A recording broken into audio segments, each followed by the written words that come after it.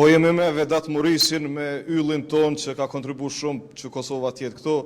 Fillimisht shumë urime, Vedat, që kemi arrit. Urime edhe juve, faleminderit. Faleminderit. Një ndeshje shumë e forcët me Zvicrën, Kosova të rregoi karakter, edhe pse ishte në disavantazh arritin në fund që ta barazonte rezultatin dhe të ketë raste të veta për me fitu. Po, ka qenë një ndeshje e vështirë, sepse sot prej mëngjesit, domethënë shiu nuk u nal. Unë poshtë asaj du me falenderu në emër të ekipit edhe tifozëve që sot stadiumi ka qenë plot, mbushëm me tifozë ton, adhurus ton që na kanë përkrah tankohen, kështu që falenderoj shumë të ata, ju uroj edhe aty me play-offin, dhe ka qenë një ndeshje e vështirë, edhe pse u doke që domethënë nuk na vite as për neve as për Zvicrën, po për neve, domethënë me mbajt atë rezultatet pozitive, ka qenë ndeshje e rëndësishme, kështu që arritëm të nxjerrim barazim, jemi të lumtur edhe tashmë presim marsin. Prej se mposhtëm Suedin këtu, shpresat u rritën dhe më pas ishte një rrugtim shumë i bukur me fitoren në Suedi, me suksesin kundër Slovenisë, fitoren dhe barazimin këtu. Si ishte ky rrugtim, ky cikël për juve?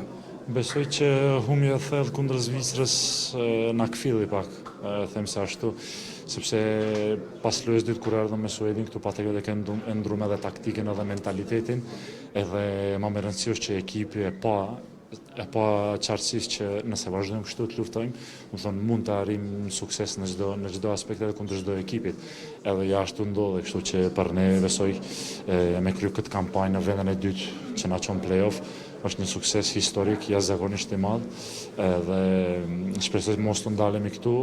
Tashmë mas vetëm unë uroj për bashkëtarët mi, për gjithë neve që deri në mars, pasi që janë edhe 4 muaj që inshallah pa lëndime fizike edhe mentale ashtu, kështu që vetëm dëshiroj sukses edhe shpresoj që të vjen marsi sa më shpejt, edhe me dëshirë shumë të madhe për të shkëlqyer historik këtu me ju e bashkë.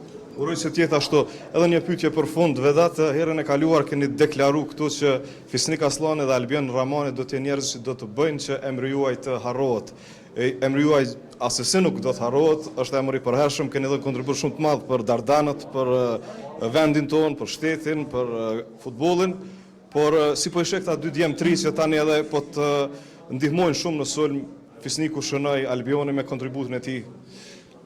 Po, nuk jam asnjë farë skauti kur gjë, po ata prej ditës së parë kur erdhën, u vret që kanë talent, u vret që kanë kualitet, vetëm i mungoheshin lojë, kështu që Fisniku, Albioni janë nisën me lujt, siç po shihin edhe Fisniku, domethënë Bundesliga janë nisën me qitë emrin e vet. Jam shumë i lumtur, sinqerisht po ju them, jam shumë i lumtur.